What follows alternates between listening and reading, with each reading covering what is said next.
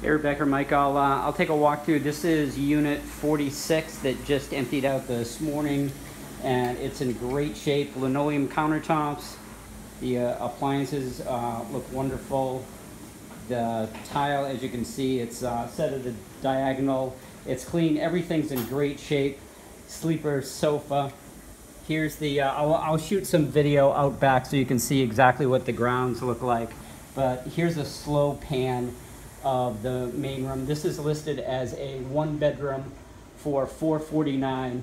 This is the main room, sleeper sofa, as I said, to the right.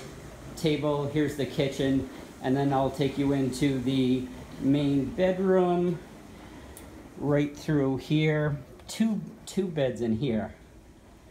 Two fulls that look good. This is a big room. I'll walk over so you can kind of get a feel of the actual size of it. I mean, really large.